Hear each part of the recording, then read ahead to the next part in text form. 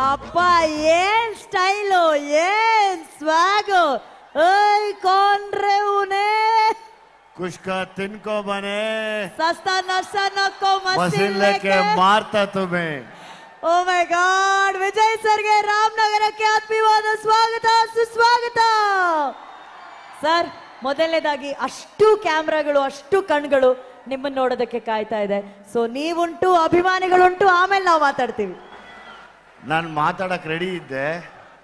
ಅರ್ಜುನ್ ಜನ್ಯ ಬೈದ್ರು ನನ್ನ, ಸರ್ ನಾನು ಬರೋವರೆಗೂ ನೀವು ಮಾತಾಡ್ಬೇಡಿ, ಅದು ಹೆಂಗ್ ಮಾತಾಡ್ಬಿಡ್ತೀರಾ ಅನಿಶ್ರೀ ಜೊತೆ ಅಂತ. ಎಲ್ಲಿ ಅರ್ಜುನ್ ಜನ್ಯ? ಜನ್ಯಾಜಿ ಅವ್ರ ಕೋಟ್ ಐರನ್ ಮಾಡ್ಕೋತಾವ್ರೆ ಸರ್.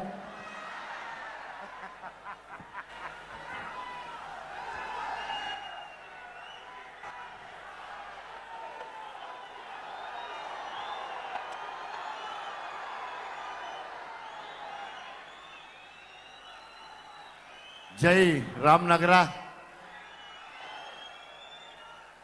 ನಿಮ್ಮೆಲ್ಲರ ಪ್ರೀತಿ ವಿಶ್ವಾಸಕ್ಕೆ ಈ ನಿಮ್ಮ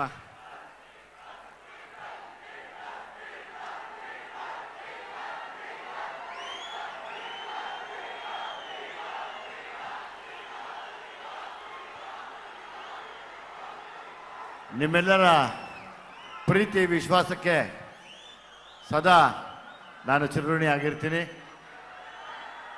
ಎಲ್ಲದಕ್ಕಿಂತ ಹೆಚ್ಚಾಗಿ ನಮ್ಮೆಲ್ಲರ ಪ್ರೀತಿಯ ಸುರೇಶ್ ಸರ್ ಅವರು ಎಲ್ಲಿರ್ತಾರೋ ನಾವು ಸದಾ ಅವ್ರ ಜೊತೆಯಲ್ಲಿ ಯಾವಾಗಲೂ ಇರ್ತೀವಿ.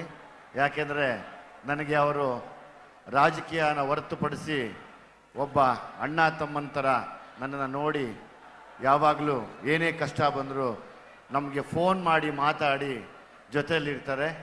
ಅವರ ಆ ಒಂದು ಸೇವೆ ಮತ್ತು ಅವರಲ್ಲಿರುವಂಥ ಒಂದು ಧೈರ್ಯ, ಅವರ ಅಣ್ಣನವರಲ್ಲಿರುವಂಥ ಧೈರ್ಯ ನನಗೆ ತುಂಬ ಅಚ್ಚುಮೆಚ್ಚು. ಸೊ ಹಂಗಾಗಿ ಸುರೇಶ್ ಸರ್, ಸದಾ ನಾವೆಲ್ಲ ನಿಮ್ಮ ಜೊತೆಲಿದ್ದೀವಿ. ನಾನು ನಿಮ್ಮ ಮನೆಯವನಾಗಿ ನಿಮ್ಮ ಜೊತೆಲಿ ಸದಾ ಇರ್ತೀವಿ ಸರ್. ದಯಮಾಡಿ ನಮಗೂ ಒಂದು ಅವಕಾಶ ಮಾಡಿಕೊಡಿ.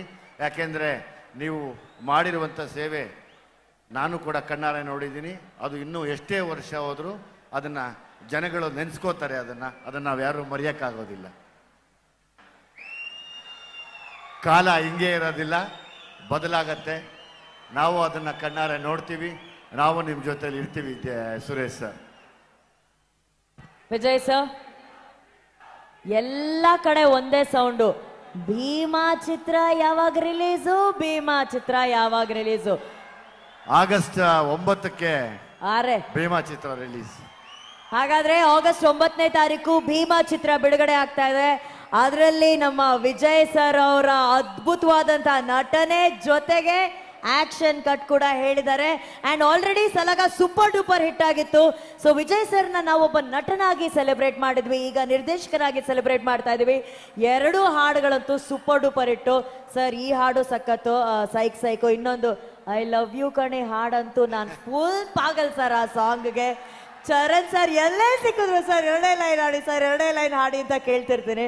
ಏನು ಹೇಳೋದು, ನಾನು ಇದೆಲ್ಲ ತಮಾಷೆ ಒಂದು ಕಡೆ, ಬಟ್ ಅಣ್ಣ ನಾನು ಬಿಗಿನಿಂಗಲ್ಲಿ ಬಂದಾಗ ನನಗೆ ಸಿನಿಮಾಗಳು ಕೊಟ್ಟು ಕೈ ಹಿಡಿದು ನಾನು ಇಂಡಸ್ಟ್ರಿನಲ್ಲಿ ಇವತ್ತಿಲ್ಲಿ ನಿಲ್ತಿದ್ದೀನಿ ಅಂದರೆ ಒಂದು ಭಾಳ ಮುಖ್ಯವಾದ ಕಾರಣ ದುನಿಯಾ ವಿಜಯ್ ಅಣ್ಣ.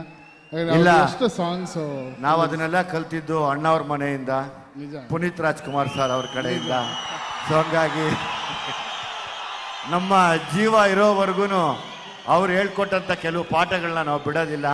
ಸೊ ಹಂಗಾಗಿ ಇವತ್ತು ಅದು ದುಃಖನೂ ಇದೆ, ಆದರೆ ಅವ್ರನ್ನ ಸದಾ ನೆನೆಸ್ಕೊತೀವಿ ಅನ್ನೋ ಖುಷಿನೂ ಇದೆ. ನಾನೇನು ಮಾಡಿಲ್ಲ, ಎಲ್ಲ ಅವರು ಕೆಲವು ಏನು ಒಳ್ಳೇದು ಮಾಡಿದ್ರು ಅದೆಲ್ಲ ಒಂದು ಸಣ್ಣದಾಗಿ ಮಾಡಿದ್ದೀವಿ ಅಷ್ಟೇ, ಇನ್ನೇನೂ ಇಲ್ಲ.